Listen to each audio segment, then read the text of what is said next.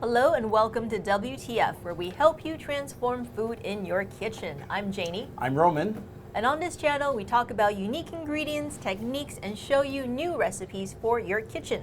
And today we're doing a really fun recipe, which is a sourdough coffee cake, which is kind of our take on a traditional coffee cake, which is normally made with no coffee and sour cream. Exactly. So in our iteration, we are using coffee bean flour to add in a coffee flavor to the cake, as well as we are adding, as from the name, sourdough starter. Yeah. So we're gonna see how this goes, because I can already tell you it's delicious, because we've eaten quite a bit of it. But I'm gonna have Roman walk you step by step through how do you make this recipe.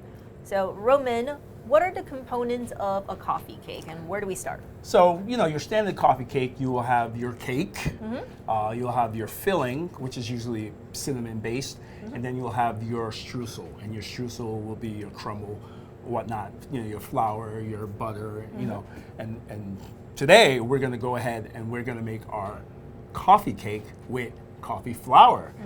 So I'm going to add a little bit of the coffee flour to the actual cake and a little bit to the streusel, so you'll have a few different layers of that coffee flavor to stand out. What makes this great is it's coffee cake, and coffee cake doesn't traditionally have any coffee in it at all, but you eat it with coffee. And so we're going to make a coffee cake that you can have with coffee or without coffee and still get caffeinated. There you go. All right, so let's start. This is a pretty simple process. We're going to start by making our filling. So right here we have some brown sugar, and we're just going to put that into this bowl along with the flour. Now we're going to add everything all at once. Okay. And we're just going to go ahead and we're just going to whisk that up nicely. All right, what's that last one? Cinnamon? And that was cinnamon. Okay. So we got brown sugar, we got flour, and we got cinnamon. And we're just gonna break that up with the whisk. You can do this in a food processor also, but if you don't have one, this is your next best step to do. All right, that's good enough right there. We're just gonna put that aside over here, and then we're gonna make our streusel. Okay. Again, easy, but this time we're gonna use our food processor. All right. All right, so get it started. We have our brown sugar, we have our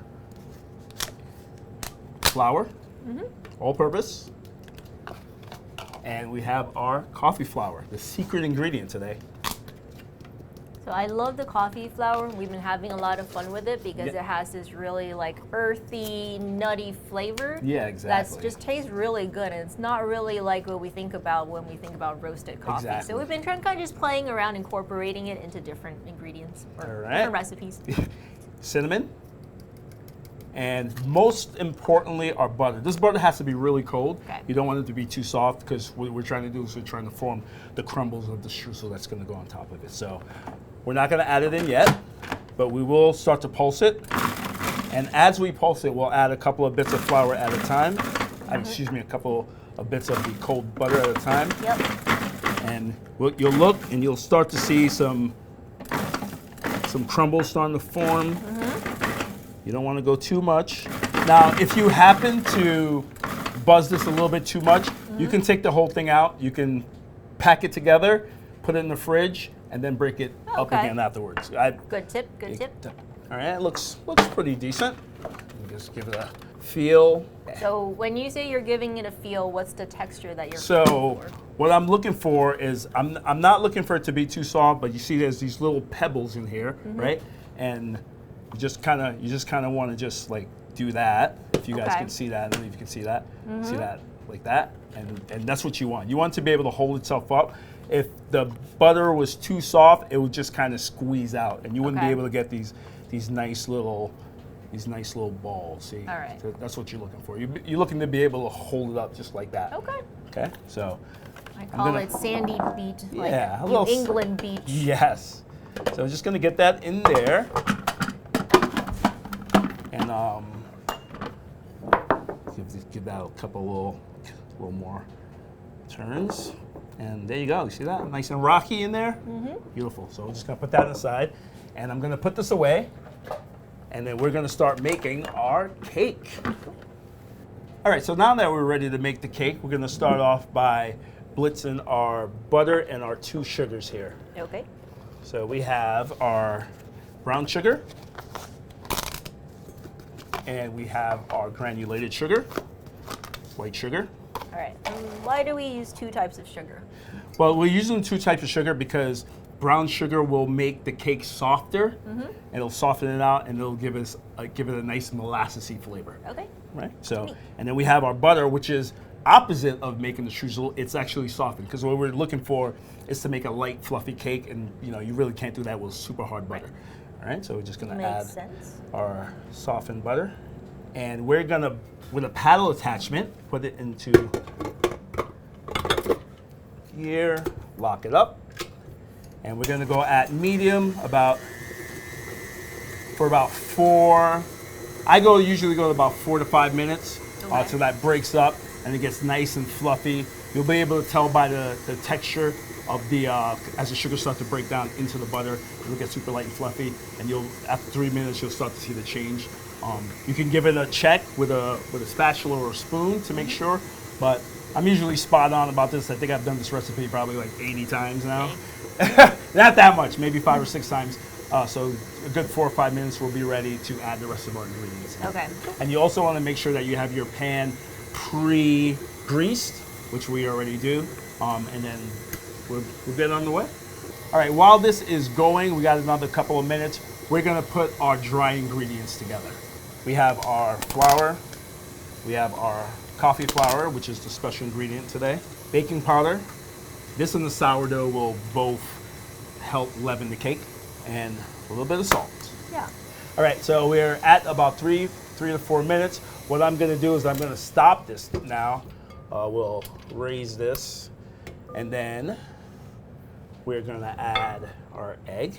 Now, if you're making this recipe, you're doing like a double batch or whatnot, you don't wanna add the egg at the same time all at once. Okay. If I was doubling this recipe and I was spinning it, I would add 1 egg, and as I beat it in, I would add the next egg. I wouldn't add it all together. Because I'm only using 1 egg in this recipe, that's why I just do it in there.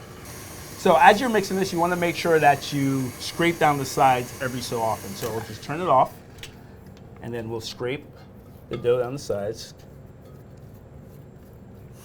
All right, we'll scrape it down one more time. Kind of make sure you want to turn that off before you lift it. That could be a little much. So usually I'll let this go for about 3 to 4 minutes also, before I start adding the rest of the wet ingredients. All right, I'm going to slow down just a little bit, and I'm going to add the sour cream. Now, because we're substituting the sourdough starter for part of the sour cream, has that also been 1-to-1? That is exactly it. Okay. I've done it 1-to-1, and I haven't had any problems doing it that way. And why did we decide to try to do sourdough instead of sour cream? Was it just because we're like, it's tasty? Yes. Okay. That was the idea behind using the sourdough is that sourdough has a distinct flavor to it. And we, since we're making the coffee cake, we wanted to add our own distinct Modernist Pantry flavor to it. And that was the basis of adding the sourdough starter. So I have tasted it before, but I'm kind of interested in tasting this fresh out the oven after we bake it, because I've never had a super fresh like that. I've had it quite a few times. So and I'm interested in seeing that sourdough impact. Delicious right out of the oven. All right, so now this is the part where you kind of want to be a little bit careful, because we're making a cake and we're not making bread. And so we're using the sourdough starter that has a fair amount of gluten in it. And so when we're gonna add this into it, we're gonna add it in, and then we're gonna beat it really slow, because you don't want to work this too much, because if you work this too much, you know what you're doing. You're working the gluten out, and it's gonna make it taste a little bit more bready than the actual cake, which I found a few times when doing this recipe. So we're gonna add the sourdough starter in now, but I'm not gonna add it while it's spinning. We're gonna add it, and then we're gonna beat it really, really slowly, because we're not trying to work this. Yeah, what did it taste like when it started getting bready? It tasted like bread. It tasted like a coffee bread, rather, which wasn't terrible, to be honest with you. But you lost a lot of that texture from a coffee cake, which is supple. You got that great like molassesy flavor, and it breaks up as you eat it. Bread tastes like bread. It's just, you know, it tastes like bread. And so while it wasn't terrible, you know, it wasn't even bad, but it wasn't what we were looking for. And, you know, it didn't have that coffee cake flavor that you're so normally used to when you have a coffee cake. So, all right, that's it. That's it. Okay. You just want to combine it. That's it. Wow. Because if you go slow, what happens is if you go slow, it doesn't incorporate as quick, and so but you're spinning it. Oh. So you do it. So you literally just blitzed it. It's really quick, and then you have to kind of do the same thing when you're adding the dry ingredients to it. All right. So we're gonna add our dry, and we're gonna add it all at once. We're not gonna, because normally when you're making cakes, a lot of times you want to kind of, especially if you're making kind of like a fluffy chiffon cake or a sponge cake, you'll slowly add maybe a third of the flour in as you, not in this case. This case, we're gonna add all the dry in, and we're gonna give it a quick turn. And then I'm going to actually take it off, take it out. So that's like barely incorporated. Yeah, because what I'm going to do now is I'm going to finish it. Okay. Work it with your. Yep, just fold in the rest of the exactly, dry. exactly, because you're not trying to work this thing too much. It smells really good. Oh, like I'm getting cinnamon. I'm getting the coffee. Oh yeah. Oh, so good. So you're getting that in there. You see how it's starting to meld, but you're not, you know, you're not cutting it with the blade and that would work the gluten a little bit too much, and you get a cake rather than a dough. Bread instead of a cake. Now this another thing about making a coffee cake, you'll notice that the dough is a little bit heavier than, it doesn't flow as much as a regular cake, and that's because you're gonna add the streusel on top of it, and you don't want that streusel sinking into the cake. So that's why it looks different. I remember the first time I made a coffee cake, I was like, oh, this batter's too thick. I was like, and then of course one of my chefs was like, there's a reason behind that, and this is the reason. Makes sense. Okay, so now I got that turned and incorporated. We're gonna go right into our prepared silicone. So we're gonna go with half the mixture, and then we're gonna smooth that out. We're gonna try to even it out as much as we can. This would also be great as like little individual muffin cakes. Oh, it'd be great as muffin cakes. Oh man, maybe I'll try that at home for the little one. Oh yeah, get them all caffeine. Just what I need. Just what I need. Do you know this morning he asked me, he goes, Daddy, can I have some coffee? And I was like, my wife gave me a look, so. Not that I was gonna give it to him anyway, but she definitely was not for that, so.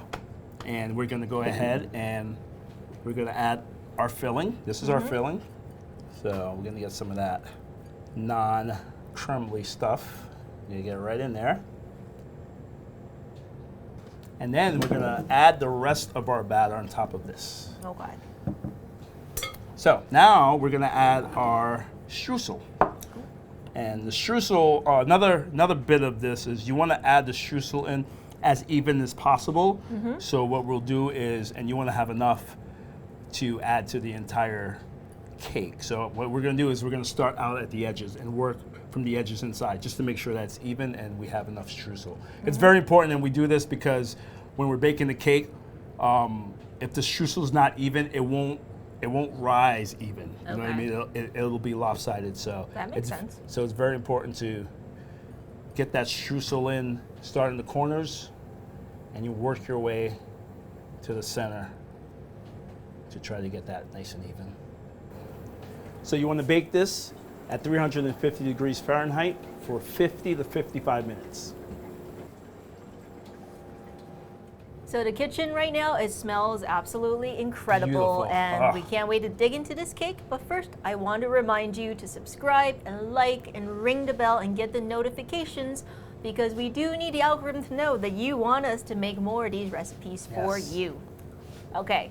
Now let's talk about this cake, because when it was in the mold, it was kind of flat, but now it's like risen beautifully. You see that? Yeah. Yes. Boom. And that's the leavening of the baking powder and the sourdough starter together kind of like cohesify, which is not a word, to make that rise up the way it has. That's definitely not a word, though. All right, I think we should just dig into it. Let's what do do you it. think? Let's All do right. it. We're just gonna You go over there. I'm gonna go over here on my side. Sounds good. Ooh, look how it's like falling. Look at that. Yes. Wow. Oh, look at the center. You see that the filling right there? All right, I'm gonna try to push mine over here. This looks so good. It does look very good. I can already tell it's super light. Yep. Fluffy. Fluffy. Oh my god, so good. Yep. Yep. Yep. Yep. Yep. Strong coffee flavor. Yep. If you like coffee, you're gonna love it. Very soft. Oh my god. So soft, like pillowy. Yep. The topping is perfect. It's like perfectly crumbly. It's not like hard that you're munching on it. It gives it the nice texture. You know, cake is soft. Topping is crumbly, kind of breaks apart a little bit. It's definitely the perfect complement to such a nice soft cake. Well, cheers for a great job. Thank you. Thank you. All right, we're gonna eat the rest of this cake. You can get the recipe in the links in the description below. And until next week, from here in the Modernist Pantry Test Kitchen, I'm Janie. I'm Roman. There's 2 eggs in there. Oh, was there? Because I was like, when you said 1 egg, and I was like, wait, but you just put in 2. Yeah, that's... I wonder if what it was is like, maybe it's like the reflection that I'm looking at through here. Oh, maybe. Because I was like, I'm not going crazy. That's a good outtake. I was talking about 2 eggs.